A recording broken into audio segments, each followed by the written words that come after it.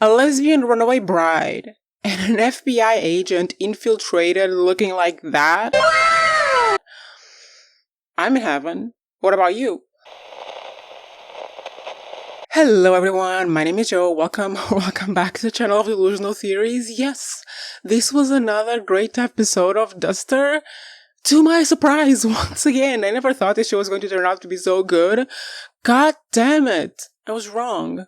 I wish I could redo my first review of the show. But well, here we are now. Wow, my voice went deep there. We saw the fallout of the Hughes business deal going sour for Jimmy's side. Apparently it was worth $1 million. $1 million? $1 million? That was a good deal for Enrique Espada. Love that name. But anyway, baby boy now has to go beg his father for help. He fails, so baby girl is like, don't send a man to do a woman's job. By the way, fucking love the stepmom. Who thought this was going to happen? No one, but I love her so much. And here we have it. Jimmy finds a way to make up for the Hughes car business by destroying the financial arrangement labeled as marriage of Saxton's competitor. However that happened.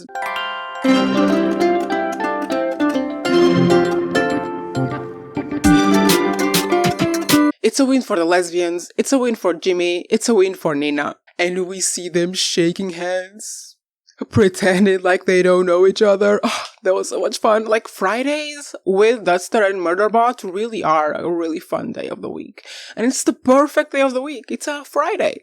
This entire episode to me had two very interesting aspects to it. The first one was the very clear parallel established in the initial shot of the episode between Nina and Jimmy, where both of them are getting their asses handed to them by their bosses, superiors, whatever the hell it is, for whatever mess they did before. And we see this extend to the rest of the episode as they are facing a challenge, again, as they face in every single episode, and the way they deal with it is very characteristic of who they are. Nina is smart and prepared.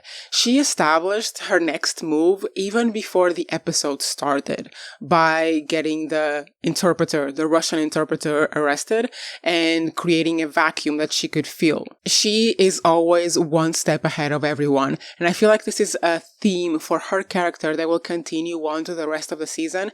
And if you know anything about characters and building characters, you know that you have to set them the perfect opportunity to go against who they are. And in the case of Nina, it's going to be her finding herself in a scenario, in a situation, potentially with the Russian business, where she isn't prepared enough, where she didn't think of the next move, where she's playing chess with Saxton or whoever it is, and she finds herself in a place she wasn't expecting to be and having to maneuver it, not really being the kind of person who can wiggle herself out of the situations.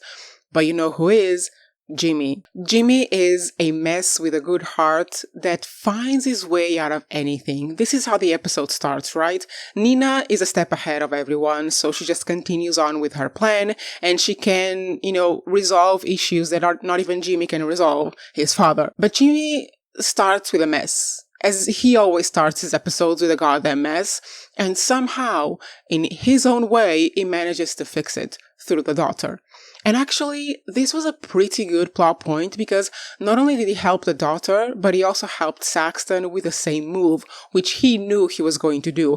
And not only did he help the daughter with her lesbian love affair, he also helped the daughter with getting more credibility on the eyes of her father, because we've had this theme established in the past in the show that because she is a woman, because she's not expected to run the drug business, the mob business, the cartel business, whatever the hell they are, her father doesn't give her any credibility. But being involved with this, getting her father a win, which apparently she always does because she is a smart kid in the family, gains her even more credibility with her father. So Jimmy helped himself, helped Saxton, and helped his daughter in 2 ways. So he helped people in 4 different ways, including himself, and potentially Nina, and potentially her father, his father. So a very good day's work for Jimmy is what I'm trying to say. Both Nina and Jimmy figure out their bullshit in their own way. And in the end, they are both there in on the business just as the Russian thing is about to be kicked into gear. Beautiful episode. Loved it. And the handshake at the end, wrapping this whole thing up.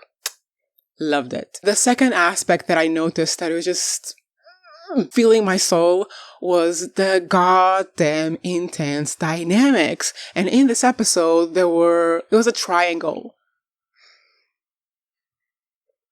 What am I doing? It was a triangle between Nina, Jimmy's dad, and Saxton.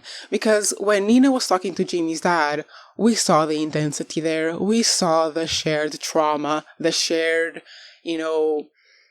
real motivation to figure out what the hell happened to their loved ones. This was a very intense conversation, and it was kind of heartwarming because Jimmy's dad is apparently a very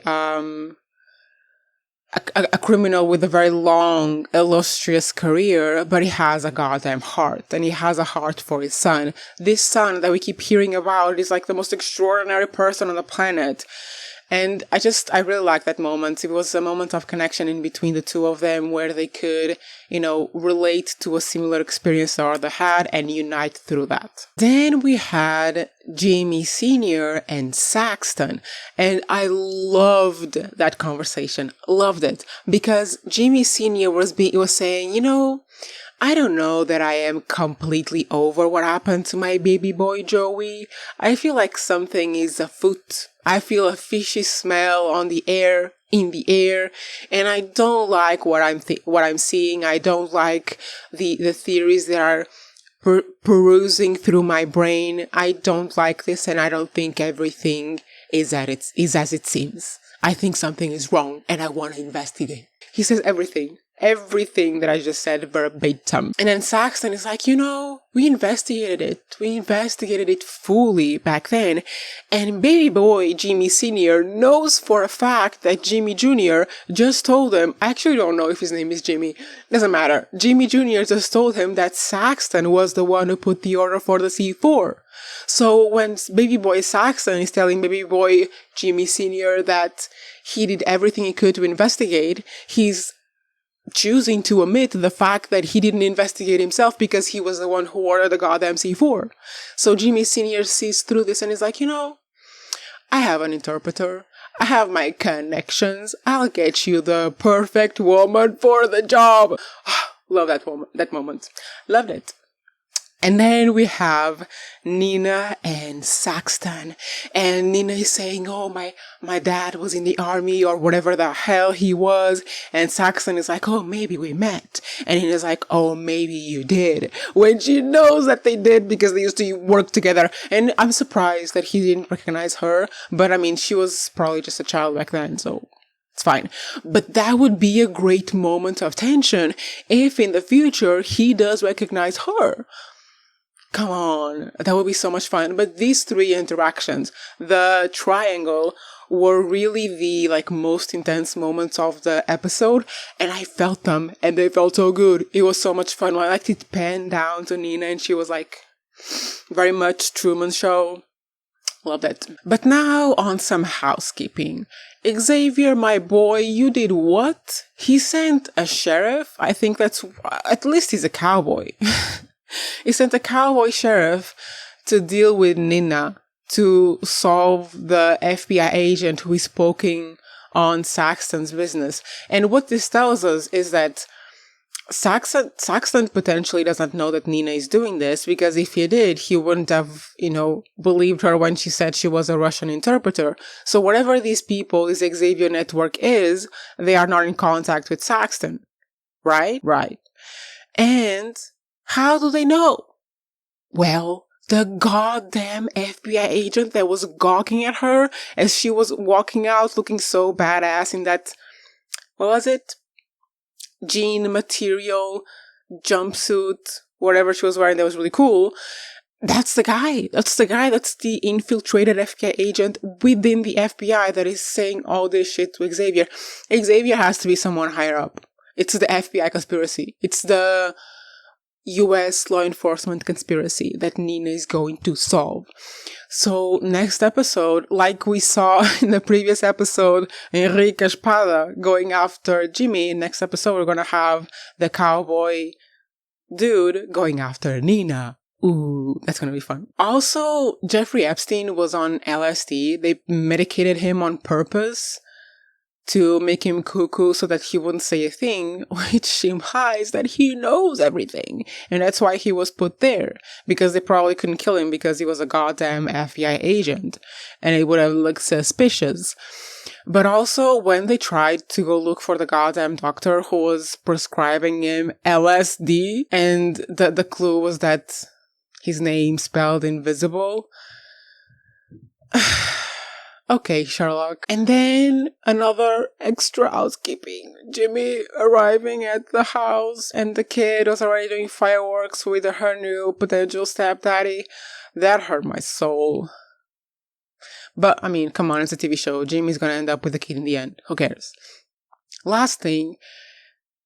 How in the world is the previous US President Nixon involved in all of this? You see, I didn't really know which specific year this was taking place, but it's 1972, isn't it? Listen, I'm not from the US. I know about controversies in the US currently. In the past, I've watched All the President's Men many times. That's my only reference to whatever the hell this is. But I'm just, is it all tied up together? Is the business with Saxton relevant to whatever the hell that president was doing? What?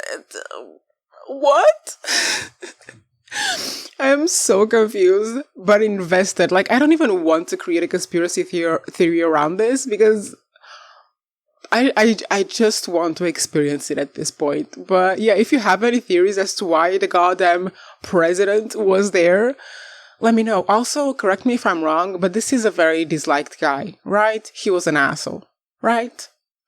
I think so. But anyway, that's my review for Duster for this week. Again, a really good episode. I'm so surprised. I've been surprised for like a couple weeks, 3 weeks, that this is turning out to be a pretty good show. And I'm super surprised that not a lot of people are watching it, because I can tell by the views on the videos. Like, if you compare my Handmaid's Tale videos to the Duster videos, it's like, not a lot of people are watching this show, and it's a bit sad because it's really good. I think it's going to be one of those sleepers that someone eventually does an edit on TikTok and then everyone goes watch it. Let's see. And I will see you, I think, next week. Bye.